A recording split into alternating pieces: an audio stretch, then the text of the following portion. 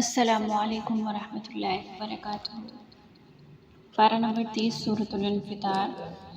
سورۃ الانفطار مکی صورت ہے اور اس کی 19 آیات ہیں جو کہ ایک رکوع پر مشتمل ہے۔ انفطار کہتے ہیں پھٹ جانے کو۔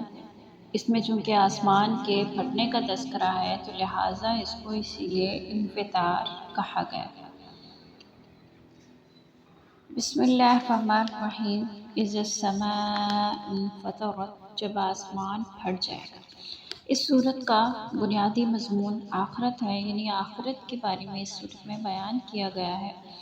اور اس صورت کی جو ابتدائی آیات ہیں اس میں سب سے پہلے قیامت، یعنی جو قیامت واقعہ ہوگی، قیامت کا جو منظر ہوگا اس کے بارے میں بیان کیا گیا ہے کہ قیامت کس طرح آئے گی، کس طرح سے قیامت جو ہے اس کی صورتحال کیا ہوگی، کن کن چیزوں سے واسطہ پڑے گا، کون سے مراحل سے انسان گزرے گا، اور پھر آخر میں انسان کو اس بات پر خبردار کیا گیا ہے کہ دنیا میں یا تم جو بھی کام کر رہے ہو وہ دیکھا جا رہا ہے اور اسی کے مطابق تمہاری باتوں کو، اعمال کو درج کیا جا رہا ہے اور اسی کے مطابق تمہیں بدلہ دیا جائے گا۔ بسم اللہ الرحمن الرحیم۔ اذا السماء انفطرت، جب آسمان پھٹ جائے گا۔ جب آسمان پھٹ جائے گا یعنی جیسے اللہ تعالیٰ کا حکم ہوگا تو قیامت کے وقت اللہ تعالیٰ حکم دیں گے تو اس وقت اللہ تعالیٰ کی حمد سے آسمان پھٹ جائے گا۔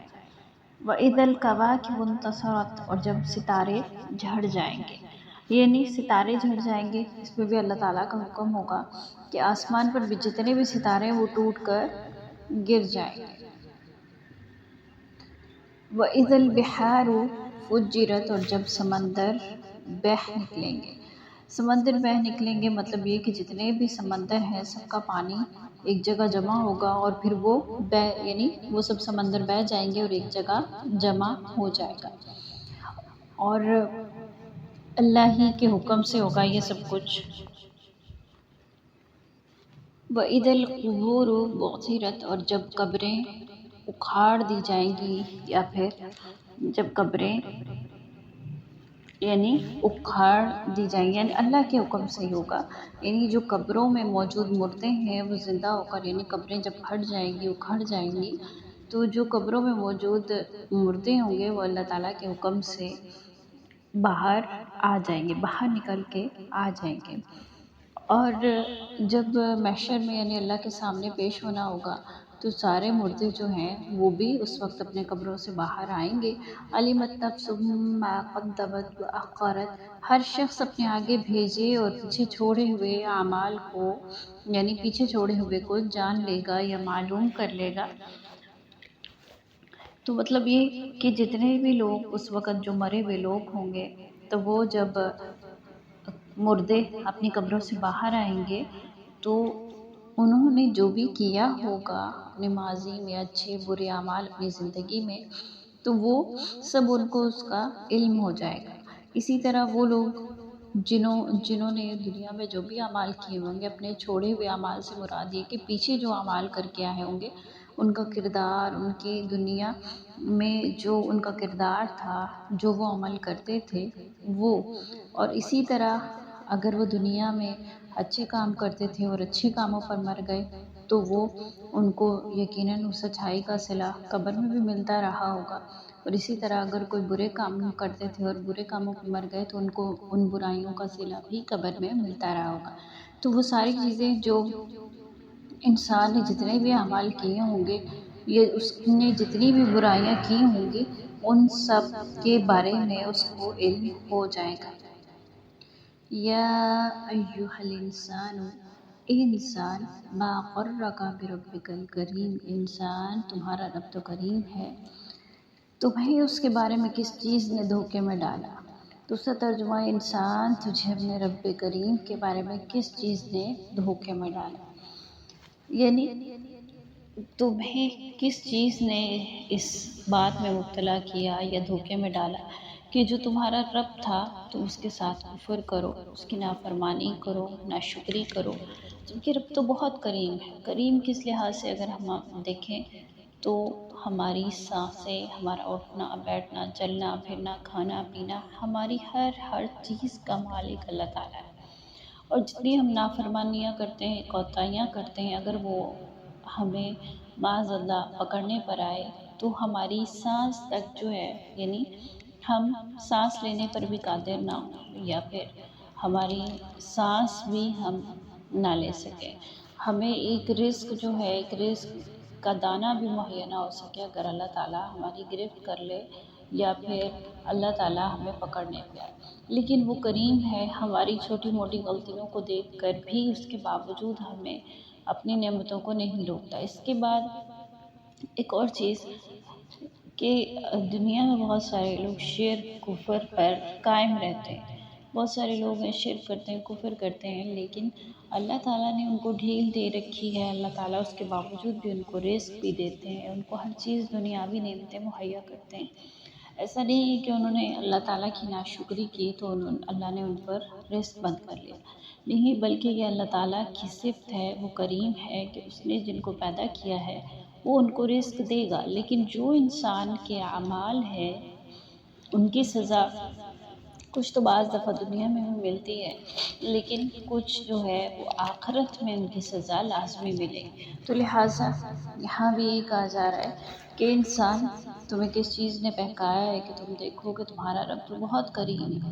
اگر تم اپنی تخلیق پہ غور کرو تو اس کے کریم ہونے کا یہیں سے ایک بڑا ثبوت ملتا ہے، پھر بھی تم اس کے ساتھ کفر کرنے میں، شرک کرنے میں، اس کے ساتھ یعنی دوسروں کو معبود بنانے میں شامل ہو۔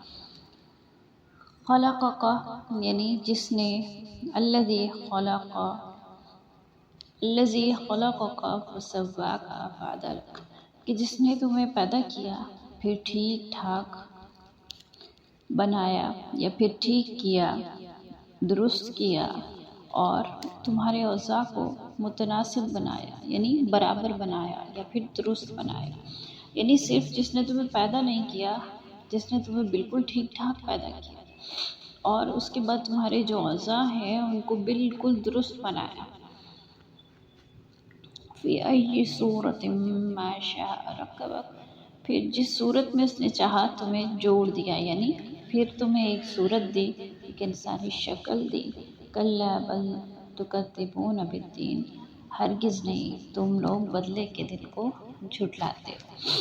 یعنی اللہ تعالیٰ جو ہے، اگر دیکھا جائے تو بچے کو جس کے چاہے مشابہ بنا دے، یعنی یہ اس کی اللہ تعالیٰ کی ہی قدرت ہے۔ اگر چاہے تو معاذ اللہ کبھی شکل میں بنا دے، اگر چاہے تو بچے کو خوبصورت ترین شکل عطا کر دے، اگر چاہے تو اس کو نارمل پیدا کر دے۔ آپ نے اکثر سنا ہوگا، اکثر واقعات میں بہت کم آتا ہے لیکن اکثر واقعات میں ایسا آتا ہے کہ اب نارمل بچے پیدا ہوئے، اس کی شکل کسی انسانی شکل سے نہیں ملتی تھی، یا پھر 2 دھڑوں والا یا 2 سروں والا، یا اس طرح کے جو واقعات ملتے ہیں تو یہ بہت کم ہوتے ہیں۔ لیکن کیا ہے، اللہ قادر، اگر اللہ چاہے تو تمہیں تمہاری صورت میں پیدا کر، انسانی شکل میں پورا پیدا کر، اگر چاہے تو وہ کسی جانور کی شکل میں بھی پیدا کر سکتا ہے معاذ اللہ۔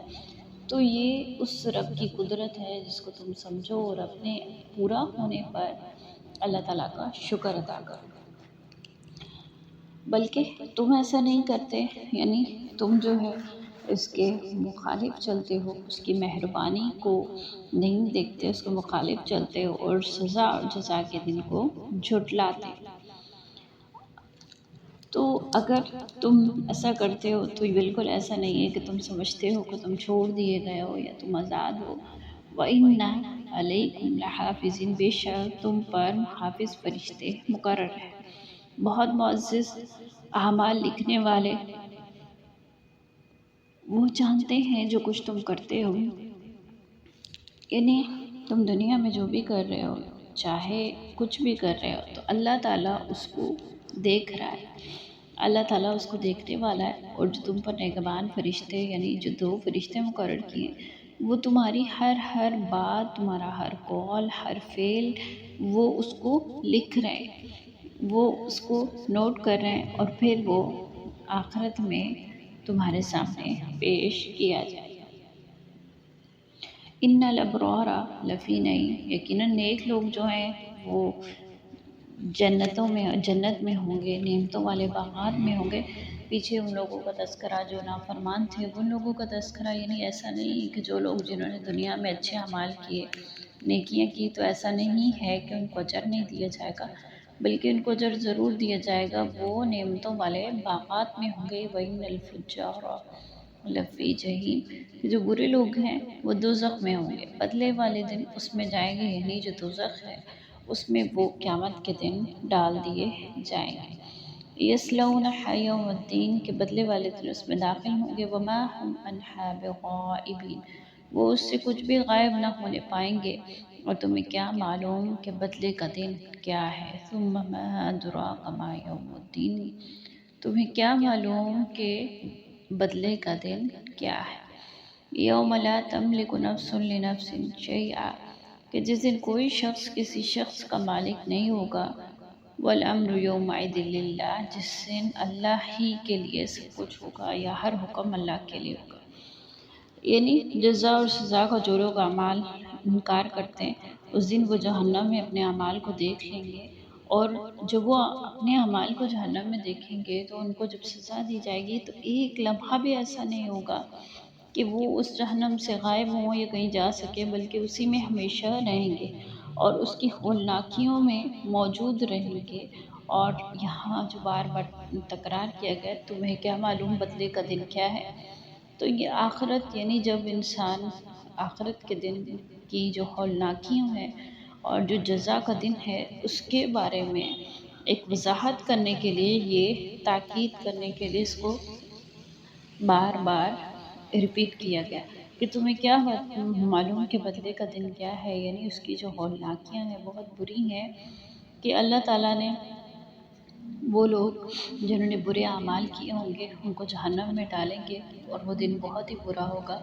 اور اس دن دنیا میں چاہے جتنے بھی مال کما کے دوست بنائے ہوں، یا دنیا میں جتنے بھی پیسے سے، پاور سے بچ گئے ہوں، کچھ بھی کر لیا ہو، وہ دن ایسا ہوگا کہ کوئی بھی کسی کے کام نہیں آئے گا۔ عموماً اگر ہم اپنی دنیا میں اپنے ارد گرد کے معاشرے میں دیکھیں تو ایسا ہی ہوتا ہے کہ جن لوگوں کے پاس پاور ہوتی ہے، پیسہ ہوتا ہے، وہ کرمنل بھی ہوں یا ان کا کوئی بیٹا، بیٹی، بہن، بھائی کوئی بھی کرمنلز ہوں، ان سے کوئی جرم ہو جائے تو اپنے پیسے کے بل بوتے پہ، اپنی پاور کے بل بوتے پہ اس کو بچا لیتے ہیں اور اس کو سزا نہیں ملتی۔ تو یہ تو دنیا کا حال ہے، لیکن آخرت میں ایسا نہیں ہوگا۔ آخرت میں جو کہ ایک بہت ہی شدید ترین ایک عذاب ہوگا، ایک شدید ترین وقت ہوگا، ایک شدید ترین جو ہے وہ سزا ہوگی، تو اس وقت کوئی کسی کو بچا نہیں سکے گا۔ اللہ تعالیٰ ہم سب کو محفوظ رکھے، آمین ثم آمین۔ اس کو سمجھے، اگر کوئی سوال ہو تو پوچھیے گا، اپنی دعاؤں میں یاد رکھے۔ آخر دعوانا الحمدللہ رب العالمین۔